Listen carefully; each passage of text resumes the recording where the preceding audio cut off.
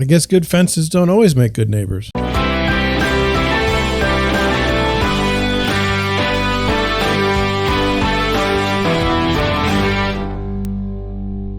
Good afternoon. So, I don't know if you've been following this story that's gone on for years about Bill Gross. Who Bill Gross is? He used to be the head of Pimco, and he was called the Bond King. And after he, I guess, was forced out there, his life's been, filled with sensationalism in the press. I don't know if it's of his own doing or what, but it just seems that way. So I just wanted to go over something with you. A very wealthy man. He's worth more than $1.5 billion, and yet he can't get along with his neighbor. And I just find that to be amazing. So let's get into the article right here. It says, Bill Gross says spat with neighbor has turned his home into a prison.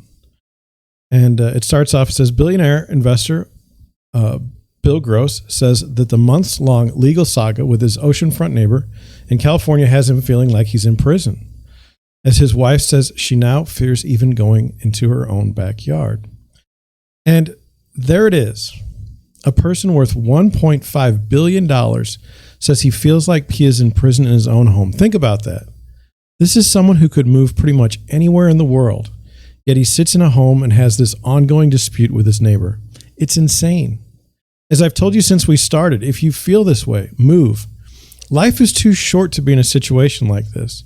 I get that you think that you're the one being harmed, but it's just not worth it to have problems with your neighbor, to live the remaining years of your life out as a prisoner in your own home.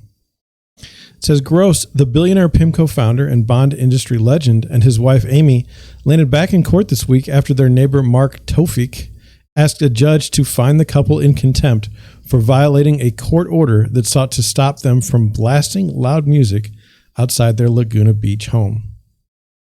And these people literally have a court order that keeps them from playing music outside their home. That's how litigious this neighbor spat is. In our neighborhood, you'll often hear music on the weekends outside. It's generally people working on their cars, working in their yards. It's not really an issue. I get that it could be an issue if people were blaring music at all hours of the day, but I'm fortunate to have good neighbors, I guess. The wife is quoted as saying, I fear going into my backyard. I couldn't have my wedding reception there. I couldn't have my birthday there.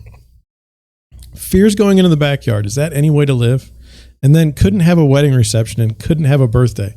That's kind of messed up. All I can do is relate to what I'm used to. Sometimes one of our neighbors or us will have people over.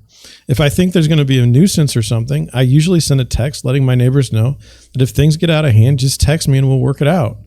And when my neighbors have people over, I tend to be more happy for them than angry about noise or parking. These billionaires don't even have the luxury of doing that, I guess. And then you can see here, that's his house, and then there's the netting. And she says, I'm being monitored 24/7. Oh, she added that she has to announce each time she goes outside so the Tofiks won't call the police. So that's the neighbors. And you can see this netting here. That was the issue. And I don't understand this. Who does she have to announce that she's going outside to? Are the neighbors really calling the police on her in her own yard? What's the violation? Is this someone being a little dramatic? I mean, who are you announcing it to? It says, I'm being monitored 24/7 inside my home. I'm very frustrated. And then he noted that in a previous round of court hearings, this is Bill Gross, a video of him crouching down and appearing to dance to In Da Club by rapper 50 Cent became public and caused him embarrassment. He said, I've been trying to have a reputation to die with, and this is not constructive.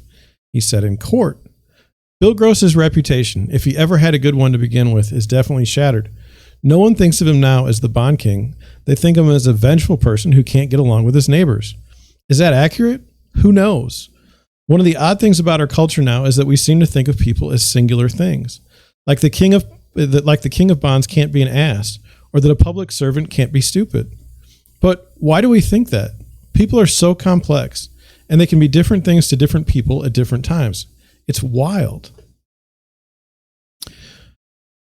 It's the latest development in a feud that began last year after Tofik was bugged by a protective net Gross installed above a glass backyard sculpture that allegedly blocked Tofik's view from his own house. And you can see the pettiness here. There's a net that covers the glass sculpture. It's blocking the neighbor's view, but the structure isn't even in his yard.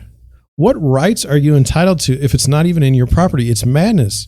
It's almost like these people don't realize that some people's houses back up to retaining walls or commercial parking lots, etc. Certainly not a guaranteed view of anything like an ocean or anything like that. The neighbor lodged a complaint about the net with local officials in June of 2020, and the retired Pimco founder fired back by blaring music at ear-splitting volumes, including Led Zeppelin and the themes to Gilligan's Island and Green Acres. I get it. You're mad that somebody filed a complaint about your protective netting, but maybe the answer isn't to escalate the situation further. This probably runs counter to everything that made him successful in the business world.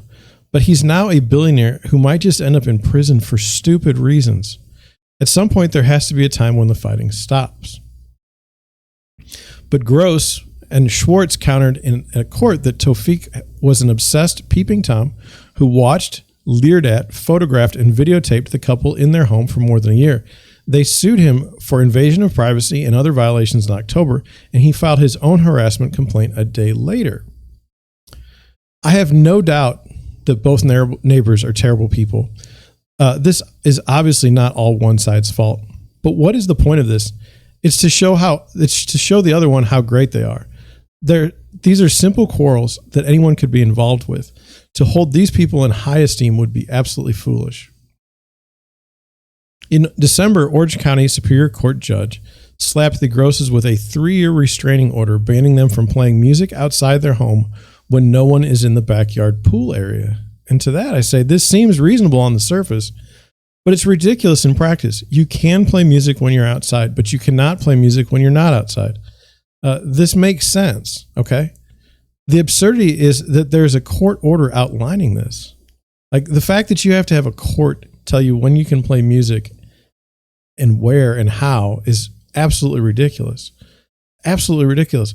In this particular case, they're also barred from contacting or coming within 5 yards of Tawfiq and his wife, except in connection with legal proceedings or if they're on their own property. Do you want to live somewhere where the only time you see your neighbors is if you have to discuss pending lawsuits or you're outside on your own property? You're a billionaire and you have restrictions like this? The judge also shot down the Grosses' claims that Tawfiq harassed him and Schwartz by recording them and peeping at their home. She did chastise the tech entrepreneur for filming one video of Gross in his backyard, though she said that the incident didn't constitute harassment. And to that I say, I don't understand how the neighbor filming the other neighbor and having the video get to the public domain doesn't constitute harassment when the neighbors are in a highly publicized neighbor spat. Maybe under normal circumstances, it wouldn't be harassment. But there is every motivation for one neighbor to try and embarrass the other neighbor or goad them into committing a crime for further legal proceedings. So, I just don't understand how it couldn't be harassment. It says, now Tawfiq is alleging that the Grosses violated the restraining order in July when they played loud music and Amy Gross yelled and sang loudly. Tawfiq submitted video from his iPhone, security camera, and body camera footage from the cops who were called in response to a noise complaint as evidence. Gross's lawyer, Patricia Glazer, has accused Tawfiq of weaponizing the restraining order in an effort to send Gross to jail. Singing loudly?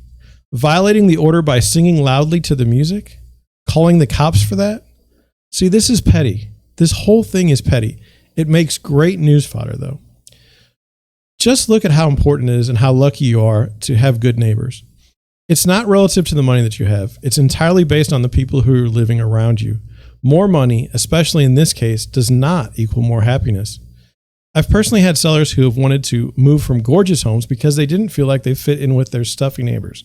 And it wasn't worth it to them to continue to live with that. They had the money and they recognized it was just better for them to leave than to be in a neighborhood where you just don't feel all that welcome. Money does not determine the quality of your neighbors. Remember that. Here in South County, we're not all millionaires, and it's pretty nice. It's pretty nice. It's wild to me how these billionaires can sit there and fight over the most petty things. Like, life is way too short, at least to me. So So with that, I'm going to head on out. If you get a chance, would you hit the subscribe button? I'm stuck at 60 subscribers, and it's annoying. I mean, just to be on 61 would be better than 60. But with that, I'm heading out. Thank you for watching. Thank you for listening, and I'll catch you on the next one.